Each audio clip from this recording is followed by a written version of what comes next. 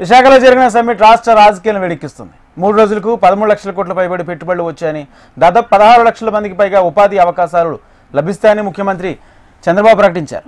అయితే వైసీపీ నేతలు మా జగన్ సర్కార్ హయాంలో 13 లక్షల కోట్లు వచ్చాయి, ఇందులో విశేషమేం లేదు, మా హయాంలో జరిగిన ఒప్పందాన్ని బాబు సర్కార్ కొత్తగా చెప్పుకుంటుందని కామెంట్ చేస్తున్నారు.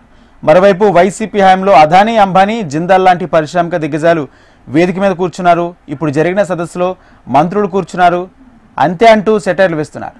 దీంతో భాగస్వామ్య సదస్సు రాజకీయ చర్చకు వేదికైంది.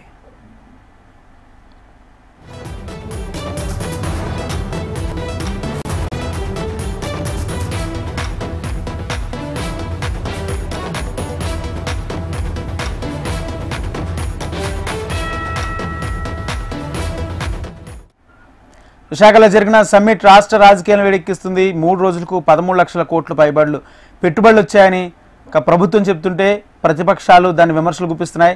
ఇదే అంశానికి సంబంధించి పూర్తి సమాచారం మా ప్రతినిధి అనురాధ లైవ్ ద్వారా అందిస్తారు. అనురాధ.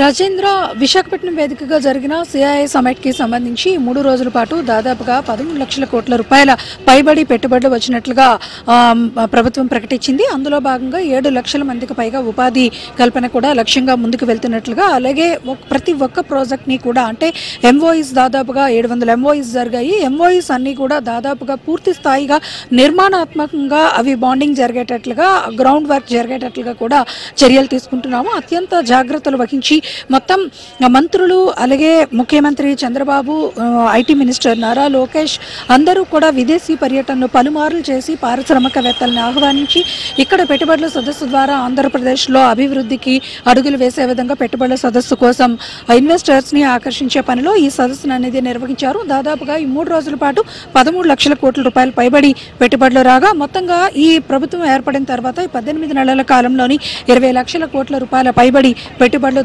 దఫాలుగా కూడా రాష్ట్రానికి అందినట్లుగా కూడా తెలియజేశారు. అయితే దీనికి సంబంధించి ఇక్కడకు వచ్చిన వ్యాపారవేత్తలు కానీ, లేకపోతే ఇతర ప్రాజెక్ట్స్ కి సంబంధించిన సీఈఓస్, కంపెనీల సీఈఓస్ కానీ వీళ్ళందరి గురించి కూడా అయితే ఇప్పుడు ప్రస్తుతం ఇక్కడ విశాఖపట్నంతో పాటు రాష్ట్ర వ్యాప్తంగా అభివృద్ధి పరుగులు పెట్టాలని కూటమి సర్కార్ ఆలోచనలు చేస్తుంటే, మరోవైపు ఈ సదస్సుకి సంబంధించి వైసీపీ పార్టీ కూడా కొన్ని కామెంట్స్ ట్రోల్ చేస్తూ ఉన్నారు. ముఖ్యంగా మాజీ మంత్రి గుడివాడ అమర్నాథ్ నిన్న ప్రెస్ మీట్ వేదికగా వాళ్ళక కామెంట్ అయితే చేయడం జరిగింది.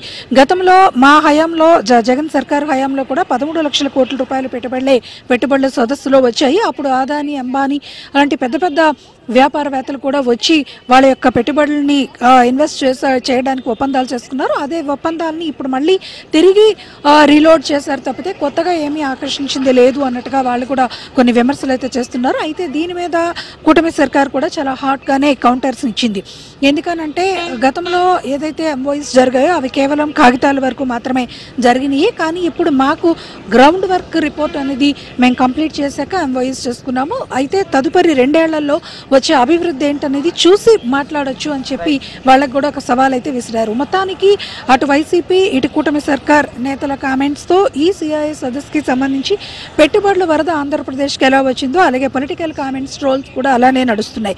దీంతో ఒక్కసారిగా స్టేట్ మొత్తంగా ఈ అంశం మీద ఒక పొలిటికల్ హీట్ అయితే జనరేట్ అయింది. అయితే ఏది ఏమైనా కూడా రాష్ట్ర ప్రభుత్వం ఫోకస్ పెద్ద ఎత్తున పెట్టుబడులను ఆకర్షించడంతో పాటు ఇక్కడ పరిశ్రమల్ని నెలకొల్పి యువతకి ఉపాధి లక్ష్యంగా ముందుకు వెళ్తున్నాము అన్నది మాత్రం ప్రధానంగా చెప్తూ ఉన్నారు. అందుకోసం తగిన ఎక్సర్సైజెస్ కూడా చేస్తున్నామని అంటున్నారు. అయితే ప్రతిపక్షాలు కానీ లేకపోతే వైసీపీ నేతలు ముఖ్యంగా చేస్తున్న విమర్శలను అసలు పట్టించుకోవాల్సిన అవసరం లేదు, మేమేం చేస్తామో అది చేసి చూపిస్తామంటూ కూడా కూటమి సర్కార్ కూడా కౌంటర్స్ చేస్తున్నారు. మొత్తానికి వీళ్ళ ఇద్దరు కామెంట్స్ తో ఇటు విశాఖతో పాటు రాష్ట్ర వ్యాప్తంగా కూడా ఈ సదస్సు వేదికగా విశాఖ రాజకీయాలతో మాత్రం కొంత వేడెక్కుతున్న పరిస్థితి కనిపిస్తుంది. రాజేంద్ర.